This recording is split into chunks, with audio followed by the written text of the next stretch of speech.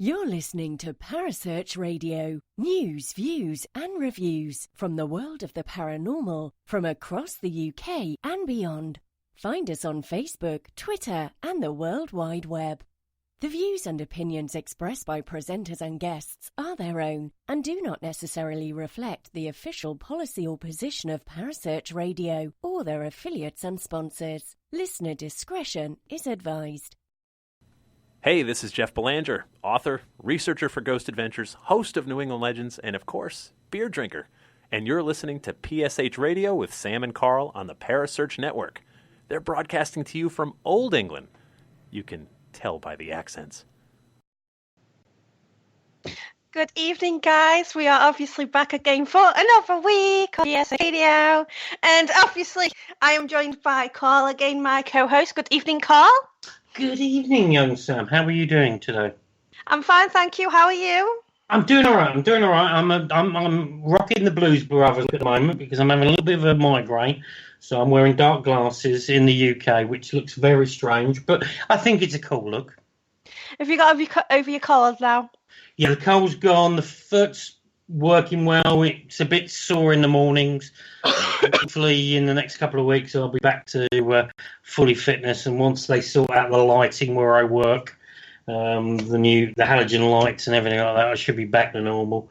But yeah, I'm just suffering from a little bit of a migraine, so I'm wearing dark glasses. I look like the Blues Brothers, Vegas friend.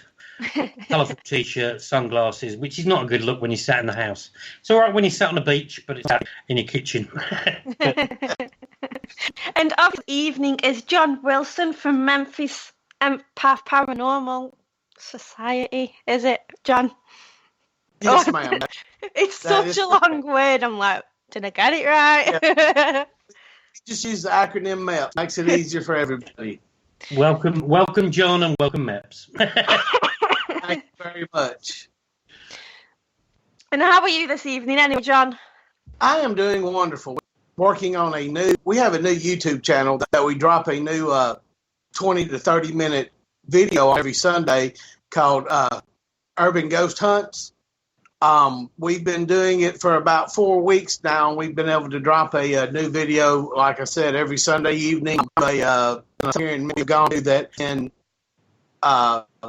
investigated very often or very much, especially with anybody that has any type of experience. Of course, you always have the kids that want to go and see what it's like and draw on the walls and things like that. But we've found some very interesting things there.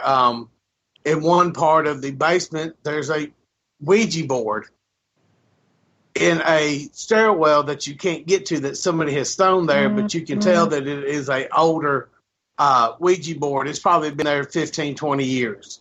Okay. We've had some apparitions. We've seen some orbs. We've had some EVPs, and that's just at this one location. We also have another one that we're fixing to go to that is Eric. The reason Eric's not with us today is he is checking on a chance to go into the Masonic Lodge here in Memphis. It is number 13 in the state, I believe it is. It's one of the oldest Masonic lodges in the state of Tennessee. I have been in it before, but not to do an investigation, but to do some work in it before. It's very old. It was built back in the mid-1800s. A lot of history to it. And, of course, it's right downtown, so it would draw in a lot of stuff there. We're working on trying to get into the old military hospital here in Memphis. It has not been – it was closed in the mid to late 70s, and it is just it's in bad shape, so it's hard to – you have to be careful. And whenever you just for people that are listening, whenever you get ready to go into a location, regardless of if it's a cemetery, an old building, get permission. Make sure you tell the police what you're doing. Because this day and age, if you're in a building and then people see a flashlight, they're going to think it's somebody being invasive We think John's just dropped out of it, so I'll just pick up from what's going on until John can rejoin us. So John was just saying that they've been investigating a few locations. One location they've been investigating, and the other one they're trying to get into, which is the wartime hospital down in Memphis in Central, where they live. And it's supposed to be very, very active because obviously being in the centre of where they live, it's the hub of where everything goes in. So there's going to be a lot of foot traffic in there. There's going to be a lot of people in there. So hopefully John will be able to come back in a second. And obviously Eric, who was due to join us as well, he's actually on location at the night. So fingers crossed at some point he might join us again at some point. But hopefully we'll get John back on. But yeah, Sam, so Vegas. Vegas, we're just going to talk about Vegas at the Well, at the end of the day, once you can reconnect with John, we might as well let the listeners know a little bit about our little trip to Vegas, because obviously we're off to Vegas in October. We're going to be revisiting some friends in Vegas that we're looking forward to catching up with Dee Dee and Jonathan. We're going to be reconnecting with those, but we're also going to be doing a few little lives, and we're going to be doing some investigation while we're out there, which last time we didn't get a chance because obviously last time we were out there it was for a particular reason, being MJ's renewal vows. But this time we're going to be out there and we're going to be doing stuff in Vegas. So we've got a few people joining us. We're going to be going back. You guys are going to be going back to the Haunted Museum. Enough cojones. I will be rejoining you back at the museum. I just have to be in the right place because I don't think I was in the right place last time I was there. So yeah, are you looking forward to Vegas? Well, that's a stupid question, isn't it? Of course I am. But yeah. It might not be a stupid question, but the listeners don't know how excited you are. Yeah, because obviously, I know exactly how excited you are. I get the daily update. I'm so excited, but the listeners don't know how excited you are. So tell the listeners how excited you are for Vegas. Well, obviously, I'm really, really excited because this year, obviously, it's just me and Carl. So we're going to be doing like paranormal things and UFO things. Yeah, I'm going to be dragging Sam around some haunts for the UFOs. So it's going to be a mixed bag. It's going to be half of it is going to be, a quarter of it is going to be paranormal, a quarter of it is going to be UFOs, and the remaining of it is going to be fun games. Gambling, having fun, having a good time. Yeah. So I'm gonna be dragging Sam out to Area 51 on our little. We've arranged a couple of days for a little road trip, so we're going to go up to Tupar. So we're going to go past Area 51, up to the Goldfield. We're going to go. Have to see whether we can get some photos and do a live outside of the 2 seconds, Sam. You need to take over. I need to just disappear a second. Okay. So, yeah, as Carl was saying, we're going to be checking out, hopefully, the Clown Motel and, a few haunted places. Obviously, we're going to be checking out a few haunted hotels, which are in Vegas itself. Sam? Yes? Did you check out that hotel about Harry Houdini that we were talking about on the show the other week? I've looked at where it is, and obviously I've did a little bit of history about it, but we are going to be checking it out, and also we're going to be checking out a few haunted hotels as well. Cool. That's cool. And obviously you're going to do the museum again, right? Yeah. Yep. Yeah. Is that every day? Is that a plan for every single day, or is that just like 2 or 3 days? What's this museum or? Yeah, Jack's, not Jack, Zach. Sorry, rookie error. We are planning just to do it for 1 day, but obviously we'll probably end up going 2 days. We'll see what happens. So. Okay. And when are you going? Because we were talking before the show went live with your guest about the weather out there, because it sounds horrendous. I'm not going to lie. It does sound horrendous. Carl? Yeah, sorry. So I do apologise. I just had to just go to the toilet for a second because I felt sick. So I do apologise. We were talking just before we came on air. We were talking about how hot Vegas is. Like it was like last time we were out there in September, it was like 100. I think the hottest day we had was over 100 and over 110. It was horrendous, and that was like at 9 o'clock in the morning. So yes, but no, we are now joined back by John. Don't know what happened there, but down that had hold on everything, and I'm sitting there going, I've been talking for 5 minutes. It's fine. The gremlins in the internet are out, John. There's no telling. So, but we started. I don't know what all was heard, so I'll just kind of give a quick. You got to the point where you were just describing the initial of trying to get into the hospital, the wartime hospital. Okay, there is it's the old military hospital here in Memphis. It's been an asylum. It's been a TB hospital. It's been just a little bit of everything. We're trying to get into it, but it's very, very dilapidated. It's falling down around itself, and that's another thing that people that are trying to get into this and are doing investigations. You always have to be careful. This is if you get out there and get hurt, it's on yourself. You have to make sure you get permission from the owners of the property that you're going on to, and also make sure that law enforcement knows. I don't know if y'all heard me say that earlier, but it's very important to make sure you contact the local municipalities and let them know that you're in that property, because people see a flashlight going through a building, they might think somebody's in there, a vagrant or something. So always make sure you have permission to be on the property, and make sure that somebody knows that you're there. Yeah, I think that's a biggest key, both in the UK side and obviously America side, is yes, people do go and investigate these abandoned buildings, but get permission. Don't, whatever you do, trespass or anything like that, because yes, you might get away with it, and yes, you might have a great time, but like John was saying, there are times and occasions where people will see these, because you'll be investigating the night, we'll see these flashlights, we'll see things.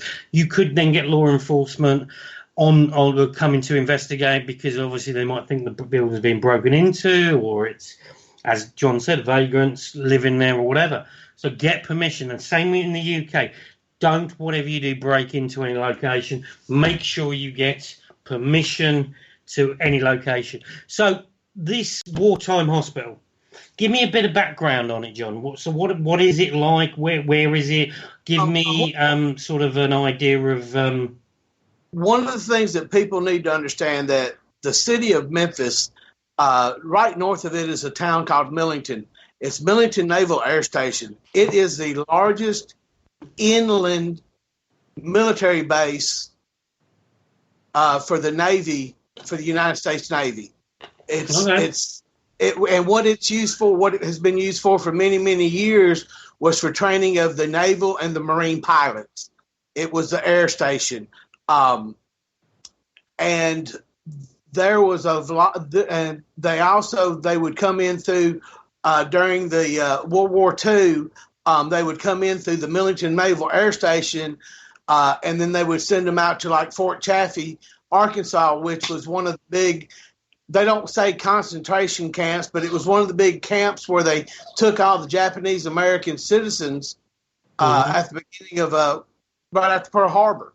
Yeah. So and this is where a lot of them were brought into that were needed medical assistance. Also, it was one of the hospitals that they would bring back the military from overseas, they not only went to I can't remember the name of it. Sorry, it's one of the ones near Washington D.C. Anyway, but they would also bring them here to Memphis because we had the large airport. There is a landing strip in Millington that is over a mile long. It is one of the only ones. There's only like 6 in the United States, and there's 2 in the city. There's 2 in this area. One is Millington, and then one is the Memphis International Airport. I was going to say, doing my little bit of research, we have a couple. We have the similar over in the UK. We have a couple of airports that are what we describe as emergency airports, where they have long runoffs, so they can divert flights to those. One of them being, when it was open, Manston. Luton's another one that has a long runway. But when I did my research, when we were looking at it, when I knew you were going to be talking about this, they were saying that in Memphis, you have, like you said, you have 2 runways that are over a mile long. So you can take large jets, you can take large aircrafts, cargo planes, all that sort of stuff. So it's what they describe as an emergency hub in the States. It's the secondary hub for FedEx International also. Yeah. And then FedEx also uses the one over in West Memphis, Arkansas, which is just right across the river, for their smaller jets. Instead of all of them coming into Memphis, when it's a smaller one, it's diverted. It comes in over at West Memphis, and then they put it in the trucks and disperse it like that. So basically, what you're saying is this particular the location that you guys go into, this is going to be one of many places before they get, when you're bringing in injured troops, you're bringing in sadly the dead, because they come into various. And then it was also a rehabilitation center where they would bring in after the war. You still have all the military. It's just as bad in the UK as it is here. Loss of limbs. They have to be retrained. War is not a pretty thing. It's war. It is what it is. Yeah. But you always have to. And that was one of the things about it. It stayed up until I believe it was the mid 70s. And the strangest thing about these buildings is when they do something like this, when they close it, you go into the building and you walk into a room and it looks like somebody should be sitting there. They're still. What you're saying is you go into this room and it looks like somebody just walked out. So it's still got the same sort of stuff. Correct. Just to give people the idea. Obviously, in the UK, when you have these sort of places, particularly say World War II and up until say the 70s or 80s, these buildings don't exist anymore because they're on prime land. They get knocked down. They build houses. They do all this sort of stuff. Out in the States, which I've noticed quite a lot, you don't really rebuild on these lands. They leave these buildings vacant, so they become abandoned. They become derelict and everything like that. People buy them and then turn them into either like museums, tourist attractions, let people like ghost hunters in to look at them, etc., etc. So there's that difference between the UK market and the US market. It's basically the same thing here. And what it is when this property is when it becomes military, it becomes property of the federal government. And when they close it, it's still property of the federal government, and they don't know what to do with it. They don't know, because sometimes if they go to sell it, they have to make sure that it's cleaned up, EPA, waste. It's a hospital. There's been things there that we don't even want to discuss. So, and that's part of it. And that's why you have to make, and some of these buildings, just because it's empty, you have to be careful because you're going into something that you don't know nothing about. Everybody wants to ghost hunt at night. Well, I hate to be somebody that just bursts that bubble, but ghosts are active during the day too. Correct. You know, we always talk about residual, where this is where the security guard walked at 10 o'clock at night for his rounds, or there was a security guard that walked at 10 a.m. for his rounds also. Yeah. I've had more. Well, I'm not going to say more experience. I've had sharper experiences during the day when you're going in and doing baselines. Yeah. And you hear something and you do a quick EVP burst and there's something there. You hear it and it talks to you. Do you think that's because when you talk about residual, when you talk about people going through their motions, do you think that it's potentially because during the day that's when they would have been working, when it would have been the most active? So these spirits or these energies are actually going through their day-to-day life, because at night, technically, most of these places would have been residents sleeping, night staff, etc. But during the day, there would have been a whole hub of people doing stuff. And the thing about during the day is, and I know it's kind of morbid, but there was more death during the day than there was at night, because that's when all your and everything like that was happening. Yeah. I mean, it's like I said, it's kind of morbid to think about it like that, but I mean, it's the reality of it. It was a hospital, to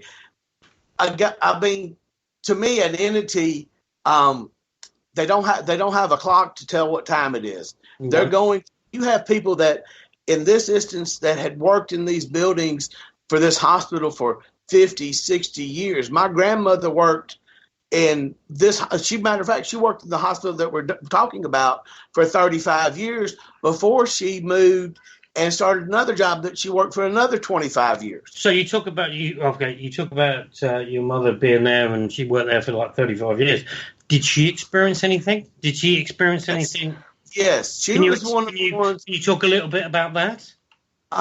She was there in the 40s, 50s, and early 60s, and she can remember when they would bring in people from over overseas. When we were in World War II, they would bring them back from Germany. When they had got them where they were stable enough to fly, they would bring them back to the United States, and they would bring them back to whichever hospital was the one that was best for their type of injuries. Yeah. You had some that went to certain hospitals that was a burn hospital, so forth and so on. Here it was more of loss of limb, where they were starting to get them into rehab. Yeah. Where they could get them, and then they would go to Fort. One of the places they would go would be Fort Benning, have training. And there was a couple of other ones, but you have men that I can tell you from personal experience. I've had major knee surgery on both knees. I've had bilateral knee replacement. Mm. When they did the bilateral knee replacement, I was 42 years old. I'm 52 now. I had to call the nurse in the first night to get her to bring me a pillow to put between my knees, and she's like, "Why?" And I had to explain to her that my knees hadn't touched for 30 years. Yeah. It was a foreign feeling to me. And these men were coming back with loss of limbs, and they were having phantom pains. She was telling us they thought they could get up and walk, and you would see, and it would look like you would look at the bed, and it would look like they would have two full legs when you knew they only had one. So they had phantom limbs, as you were saying. Exactly. And that was the things that she said she noticed the most. Is you would notice that, like I said, the sheets were filled out where they were laying in the bed. Yeah. That like they had two legs. This is the strange thing about what you're just saying about this, because a lot of people won't really go into that sort of thing. Your mother witnessed where people she knew didn't have lower limbs, and you could see in the bed that they looked like they had full legs. Correct. People don't talk about that in the investigations. They don't talk about that in this, that, and the other. But that is part of the paranormal, because why would somebody witness somebody's bed where they're laying and see like a full leg when they don't know? So this is a part of the paranormal which doesn't really get spoken about an awful lot.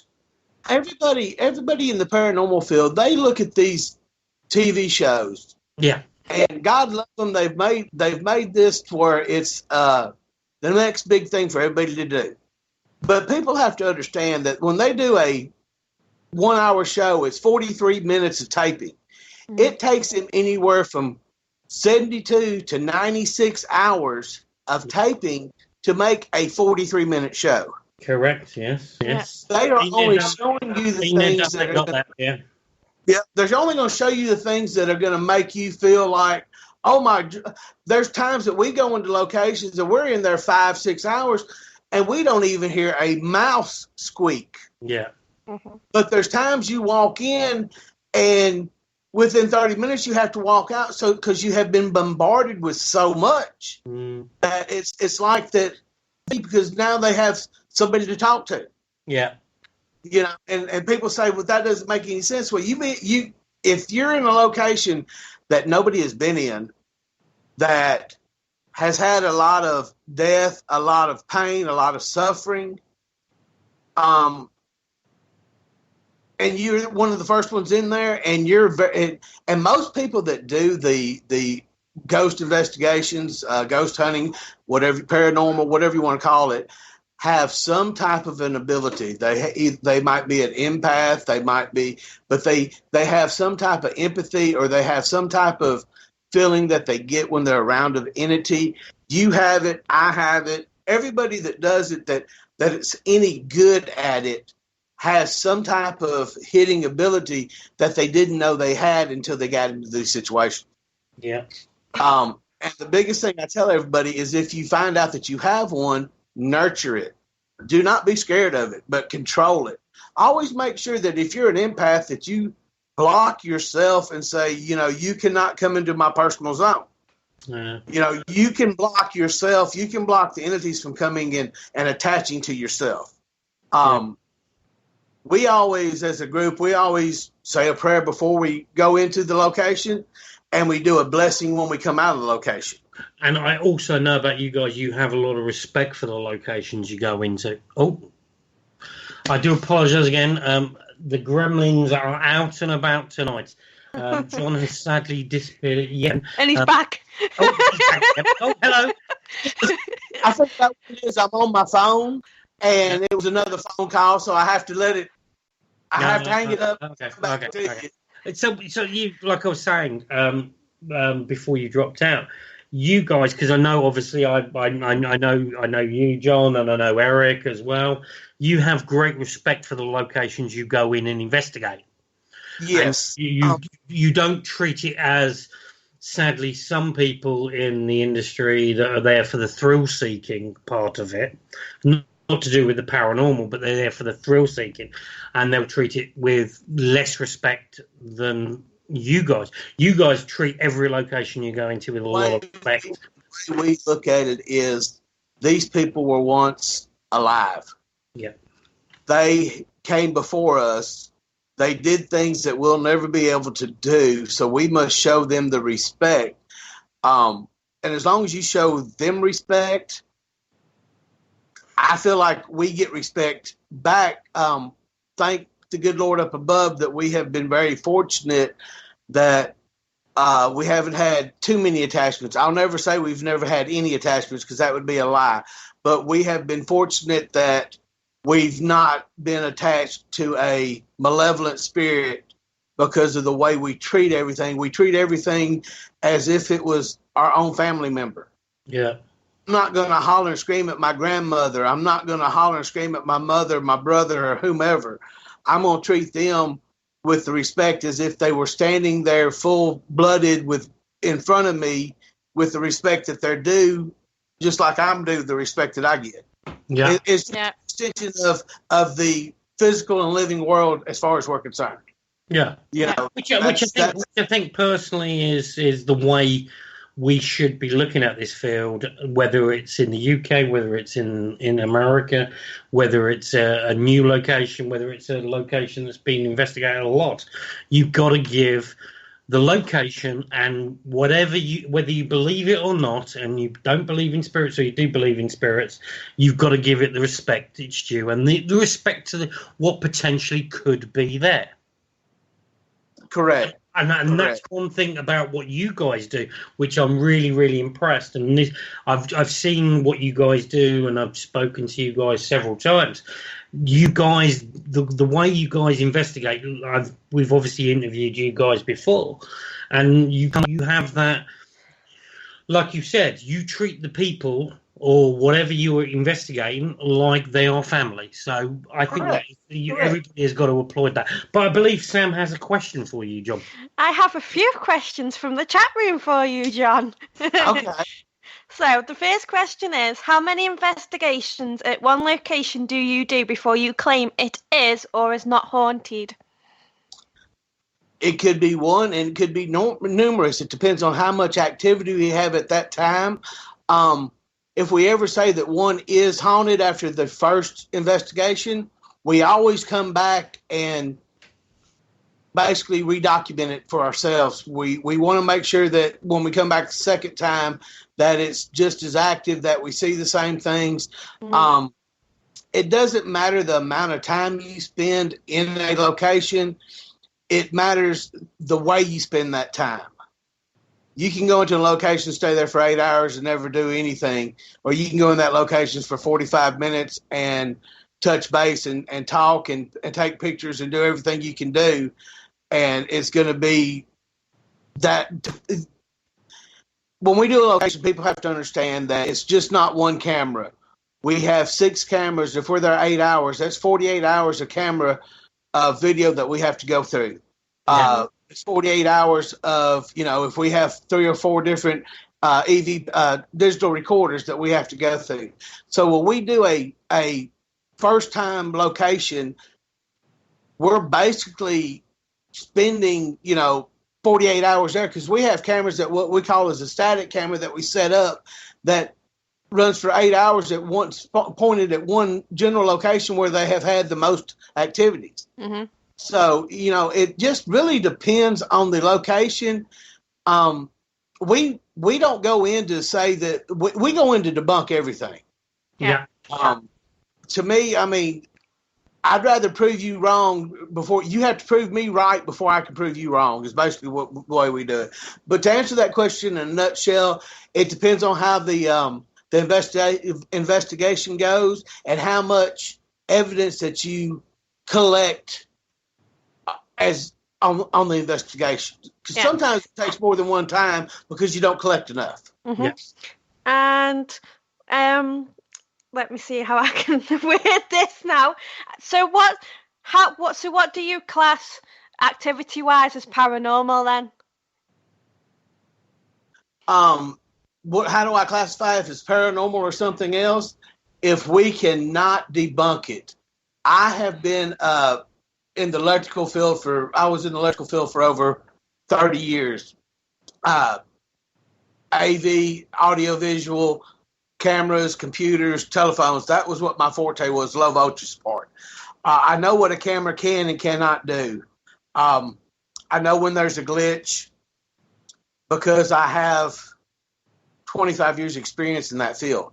When I look at something on a video that we're looking at, I can tell you, one, if it was manipulated. Mm-hmm. I can tell you, 2, what it was manipulated with, or if it is what it is. Yeah. Mm-hmm. It's just one of those things, like I said, almost 30 years of experience in that field. So that's how I do it. That's my forte is the audio-visual side of it, because I know what a camera can and cannot do. Yeah. So, that's what, and Eric is the one that he's more of the break it down scientifically, kind of, okay, could this have done it? Could it have been this? Mm-hmm. What type of land are we on? Is there running water? People have to understand that you also have to take into consideration your environment when you're doing an investigation. Where we're located in the Mid-South of the United States, we are on a lot of limestone and sandstone. and a lot of water. So we have a lot of energy that is flowing through not only the land, but also the water. And we also are sitting on the New Madrid Fault, which a fault line also is a very, very good conveyor of energy. That's the thing about entities, aberrations, whatever you want to call them. They have to have energy to manifest or to manipulate a piece of equipment. We like to take a flashlight and barely cut it off and make them manipulate it and cut it back on, because it makes them have to do work. Mm. You're trying to make sure whatever it is that you feel like you're discussing, talking to, you got to make sure that, hey, if I'm going to ask you the question, it's going to manipulate something to answer my question. I'm not just going to go by a K2 meter and a hit. I want to see my flashlight come back on, or one of my pucks come on, or, just one of your pieces of equipment. And I always do it with an open mind. If you go in with a mind of, oh, everything that I see is real or everything I see is not real, then you'll never be able to do this and be good at it. When you walk the doorway of any location to investigate, you have to clear your mind of everything, and it has to be of an opened mind. Mm-hmm. Allow yourself to go back into your childhood and not be jaded, and you will sense more, you will see more, you will hear more. We as adults have unfortunately built barriers up in our lifetimes because of things that we have seen and things that we have done. Those things, as a child or an animal, they can sense it before we do because they haven't built those barriers. So when you walk into these locations, open your minds up, but also prepare yourself and make sure that you put a block up. Even if you don't believe in being an empath or anything, just say, hey, I do not allow anything to attach to me while I am in this location. Mm. Sounds simple, but you just put a block up around yourself. So when you guys go into a location and you've quite early described what you guys do, but is there any rituals or things that you do before you go into a location? Is there something we always get together and we say a prayer. I take sage and wiregrass and smudge around us to put a barrier around us. And then when we go in, when we get through and come back out, we do another prayer and we smudge again to make sure that whatever was attached to us, we remove it before we leave that location. Okay. Have you had any instance where you've done all that, but something still has gone through and has come back with you? Well, unfortunately, we had an incident where somebody refused to not do the secondary smudging when we were leaving, just decided just to walk off. Unfortunately, that person was diagnosed with a form of cancer about three weeks later. Yeah.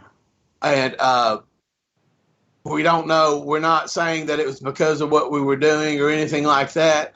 But he now is the first one to get in the center of the circle to make sure everybody gets there when we get ready to start, when we get ready to leave. Yeah. So it's basically on him. And, and it hurt me because I was the one that did the blessing. Right. But, it's, we're all adults. It's your decision. In our group, I'm the one that's like the big Papa Bear. I make sure I watch everybody. If I feel like, Carl, you've been in there too long, well, I'm going to come and say, Carl, let's go step outside. Hey, why don't we go step out and smoke a cigarette, or let's go outside and get a breath of fresh air. You have to make sure that you watch each other. Mm-hmm. That is a big key.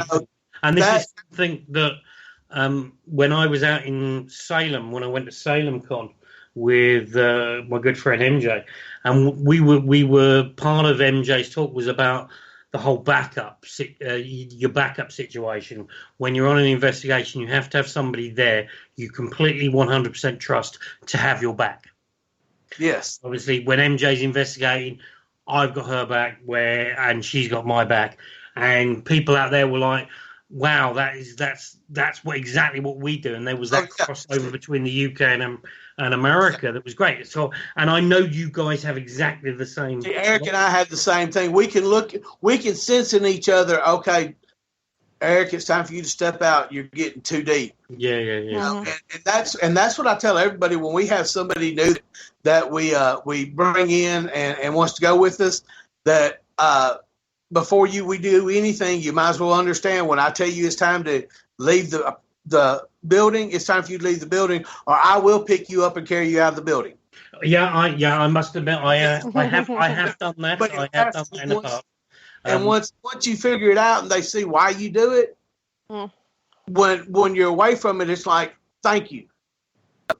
Yeah. Because I think there are people out there that are new to the field or that are in the field and they just want to experience everything, which is great. I don't have any issues with that. But there is a point in anybody's investigation career where there'll be a moment where you try to push yourself too far and you'll get affected. And what you need is somebody to tap you on that shoulder just before you step over that mark and go, let's go and take 5. And I know you guys do it. I do that with MJ. MJ does that with me. I do that with anybody I investigate because I'm a person which I like to. I might not say much on an investigation, but I'm watching the people. I'm watching what's going on. I'm watching the situations happen, and I can normally see if somebody is not acting the way they were acting 10 minutes ago. And they do that on the shows too, but they just don't show it. Exactly. Because like we said earlier, they're using so many hours, but they do. They have to. When you're doing this, the people that you're doing it with, you generally have to have a feeling of camaraderie, of care, and of wanting to make sure that they're not hurt. Well, I think that's one of the key things. You can't have two people doing this, butting heads, and your investigation go right. Well, I think that's one of the key things, particularly when we're talking about television shows. You can always tell the shows that have that bond, that camaraderie, or whatever you want to call it, because they're the ones that last longer in the industry. Mm-hmm. Because, as prime example, Ghost Adventures, these guys get on. They get on. They've got each other's backs, and that's why they're going on and on and on. Some of these series, they try and throw investigators together that don't have that mix, and it'll last a couple of seasons, and then they're off there and blah-de-blah-de-blah, which sometimes, especially from my point of view, can be quite frustrating. It's like they've got a great concept, but it's not the investigation team. It doesn't bond. Right. And you can clearly see it on screen when people bond and people, it's not just, no, we're just doing our job, piece to camera. There are several of the new shows that I can think of that you can see you can see the bonds working, and then there are other shows that you can't see the bonds working. And I think that has to be worked up. You can't just, as they say in the pop industry, which happens a lot, is they put a pop band together. Okay, it might work, but then again, it might not. But in the industry, paranormal industry, you can't really just throw investigators together that have never worked with each other, that don't know each other's way they work, and expect that to show on screen. Correct. Yeah. Correct. That's one of our biggest things is Eric and I have known each other for 20, 25 years. Yeah. We were fortunate enough we were friends before we became investigators together. So we knew about each other. We knew each other from working together, going out on the weekends together, knowing each other away from work and everything. So we were fortunate that we liked each other before we started doing this. Because if you get somebody in there that keeps doing things behind your back and you start getting these little voices in your head, it destroys your ability to have a clean, crisp investigation because you're always looking over your shoulder. Yeah. This is one of those things that you can't look over your shoulder to see what somebody else is doing, because you never know what might come through a doorway. And I mean, and it's not trying to scare anybody or say, oh, you can step into a malevolent spirit or anything like that. But God rest her soul, Miss Warren just passed away a couple of months ago. If that woman could look you in the eye and tell you what she had done in her lifetime, then there's something else there. Yeah. To be truthful, I completely put my hands up, and I absolutely say exactly. I agree with everything you say. When you look at what those people did, when you look at the Warrens, when you look at Ed, and you look at Lorraine and what they did in the early days, and this is before it became TV, before it became the pop culture it has become. We're Correct. Not talking megastars. We're not talking the Zach Bagans. We're not talking this, that, and the other. We're talking 60s, 70s, even earlier, and what they put into it, what they investigate, what they documented. They wouldn't have been in it for the fame, because at that point in time, there wasn't any fame to be made. No, they were looked down on. Yeah, exactly. It was like a subject that nobody ever wanted, and you said exactly the thing that made me absolutely agree with you 100%, John, is Lorraine, God rest her soul, recently passed away, and obviously Ed passed away a few years ago. What these guys did early on, and what people need to understand in this industry if they're coming into for the first minute, read about the Warrens. Read about their cases. Read about some of these other people that have come in the industries 20, 30 years ago that have done the experiments, done this, that weren't in it for that 15 minutes of fame. We used to use dowsing rods. Yeah. And people don't even know what dowsing rods. You can also use dowsing rods to find water. That is how the old men that used to dig wells, that's what they would use, were dowsing rods. And what it does is the energy of the water makes them cross. Same principle with the energy of a spirit, makes them cross. Mm-hmm. It works. Yep. Sometimes you have to go back to old school. I mean, and that's the thing. People have to, it's like anything that you do in life, Carl, you have to make sure that you give your props to the people that came before you. Absolutely. Because without them, you would not be where you were, period. Well, put it this way. I sit here today, 2019, and the people that are close to me that aren't with me anymore, my mum, my dad, the relatives, my close friends, I am here because of those people. I have learnt from those people. I have progressed from those people. I have learnt, and just I am what I am for this moment in time. Yes, I've stumbled. Yes, I've fallen. Yes, I've completely made a whatever of that, but I've learned from it, and I know yourself. You would say exactly the same. You learn from what people have done in the past. I tell everybody, I'm 52 years old. Getting old is not something that everybody gets allowed to do. We are fortunate to be able to get older, because there's people that died way before their time. Every day that you hear, it's a blessing, plain and simple. Make every day, when you get up in the morning, make sure that that's the best day of your life. If it's regardless of what you're doing. My father, God rest his soul, told me, if you want to dig a ditch, son, be the best ditch digger you can be. Absolutely. And that's the way I've lived it. When I was an electrician, that's what I did. I was 24/7. I did it. That was what I wanted to do. Doing this, I do a lot. I study a lot. I make sure that I keep up on what's going on. I make sure that I read the people that are working with me. I read their moods before we go into a location. You can be having a bad day at home with your girlfriend or your wife or your kids, and they're acting up, and you can come in and you don't believe it, but you're leaving yourself open. You have a spot that is in your mesh around you that is an opening that something can get into you. That's why I always say you have to have a clear mind when you walk into the location. So, Another question we've had in the chat room, John. The term paranormal investigator encompasses a wide range of subjects other than the spiritual. Do you take on any other cases such as UFO or cryptoid related? Yes. We have looked into some of it. We have had some locations. We have had some instances where the people have called and said that they are experiencing paranormal, but when you get there, they're experiencing lights that cannot be explained. And then you start doing your due diligence and finding out, okay, what is on that side?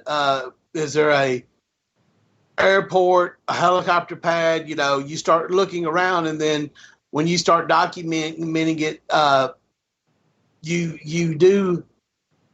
If you're in the paranormal field, you kind of have a opening in your psyche. I want to say that you want to prove everything beyond a shadow of a doubt.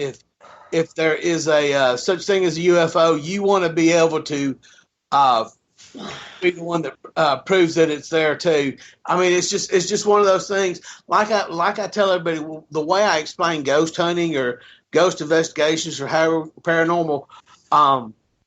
It's a lot of us that can no longer go out and play football, baseball, basketball. This is how we get our adrenaline rush.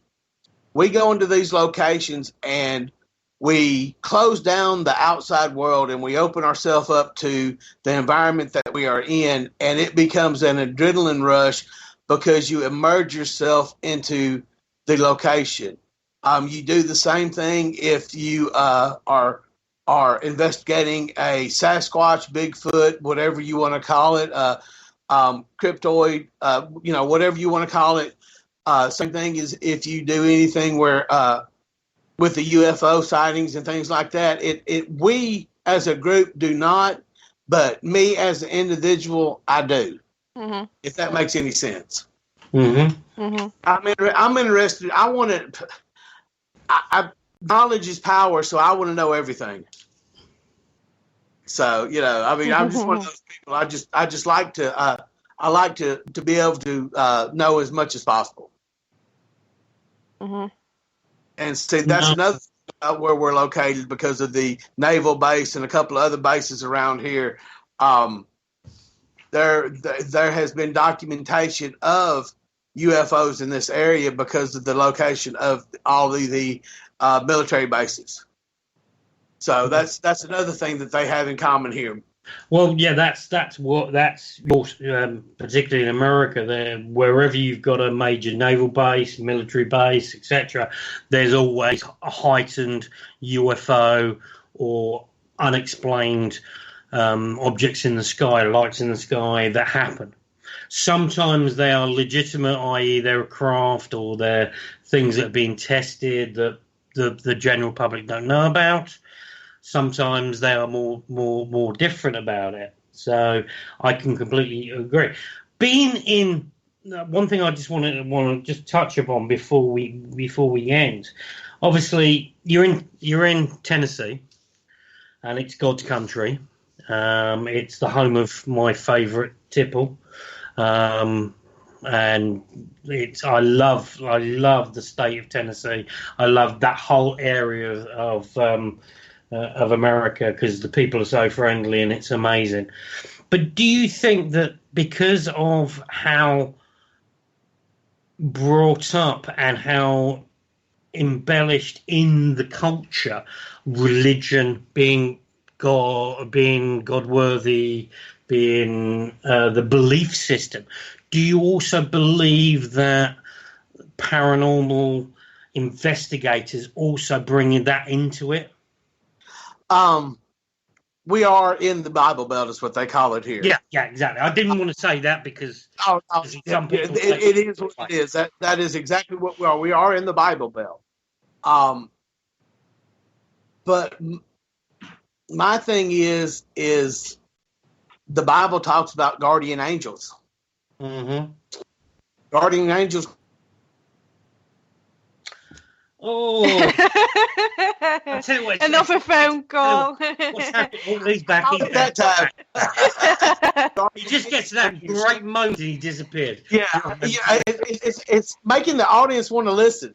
Exactly. We're getting more listeners in. They're getting close to the radio. They're getting close to their devices.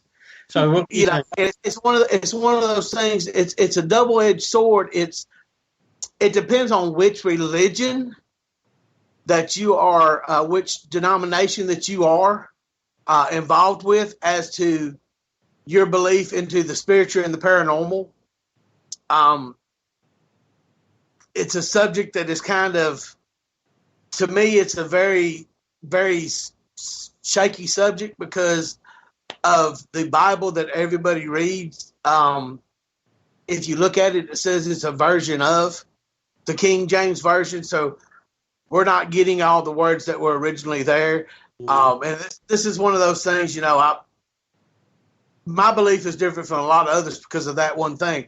But like I was saying, guardian angels, we're told of Reveille when they will be riding in on the horses, we will see that.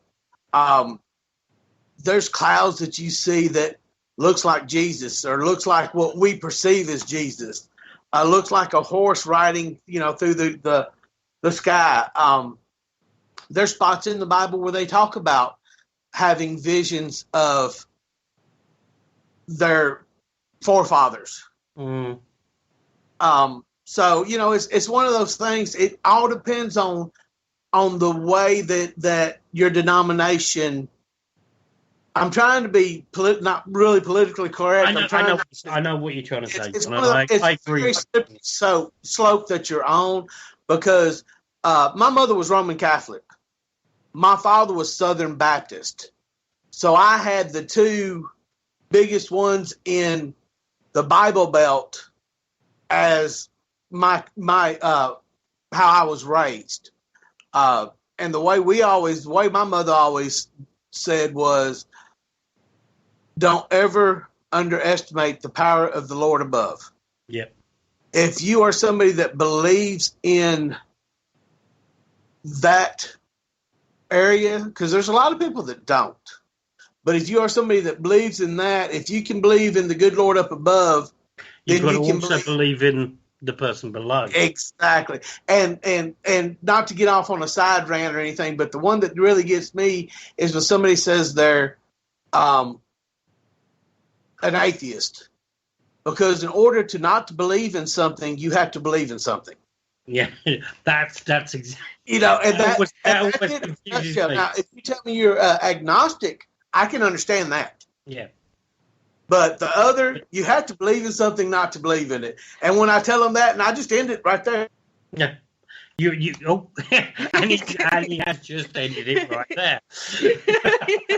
I tell you what, I don't know whether John's doing that deliberately. But you've got great time. And funny enough, we are coming up to the end of the show. And I could talk to you, as I say, week in, week out, because we get so many amazing guests on the show. You, John, are truly amazing, and I could talk to you for hours, but sadly we've only got an hour coming in. So just quickly, where can people find you? Where can people find on social media, wherever? Go on, give a quick shout out to that. Okay. Our YouTube channel is Urban Ghost Hunt. Just go to YouTube and look it up. Urban Ghost Hunters. We drop a 20 to 30 minute video every Sunday. You can look us up on Facebook under MEPS, which is Memphis Empath Paranormal Society. We are on Google Google Mail as under MEPS. Instagram, you can look up Eric Murphy. I can't remember his Instagram. I'm sorry, folks. We'll post for Eric's social media, because he couldn't make it tonight. We'll post it in the chat room. What about if anybody wants to get in touch with you, John?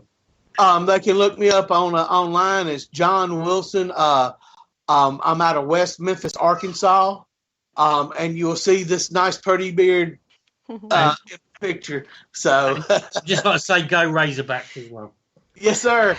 But yes, anytime that y'all would we would love to come back on. We always enjoy doing this with y'all. I do apologize to the folks out there that Eric was not able to be with us today. I'm retired and Eric's not, so I get to do the ones during the day, and he does some of them at night with us. So you do not have to apologise. And to be truthfully honest, it's been a pleasure talking to you, John, as it always is. I talked to Eric. I must admit, Eric posted a video on my message to me recently, which sadly I haven't had a chance to look, which it probably would have been something to do with the show tonight, but I've not watched it, so I will look at that. But we'll get you guys on again. We'll definitely get you guys on. We'll make sure Eric is available, but also if Eric's not, we will talk to your lovely self anyway. I personally want to say thank you very much for coming on the show. I loved it, and like I said, we will definitely get you on again. This show needs to be 2 hours because we're getting to the point where we're getting to the good stuff and we have to stop it. Yes. So, thanks, John. Big pleasure. I loved every minute of it. Pass you over to Sam briefly to do her closing spiel. And with that said, guys, I would like to thank everybody who has been in the chat room, especially Paul with the questions. You know, it's always a pleasure to have everybody in the chat room. Thank you to the listeners as well. Also, if you want to listen to any of the shows on the Parasearch Radio network, you can easily go back on the speaker app. Just click on Parasearch Radio. You can also find us on YouTube under Parasearch Radio. And it's a good night from Carl. Good night. Thanks again, John. Thank y'all. Y'all have a blessed day. And you. And it's a good night from me. Good night, guys. Thank you for next listening. week. Don't forget to join us for more shows throughout the week. Find us on Facebook, Twitter, and the World Wide Web to keep up to date with all the shows right here on Parasearch Radio.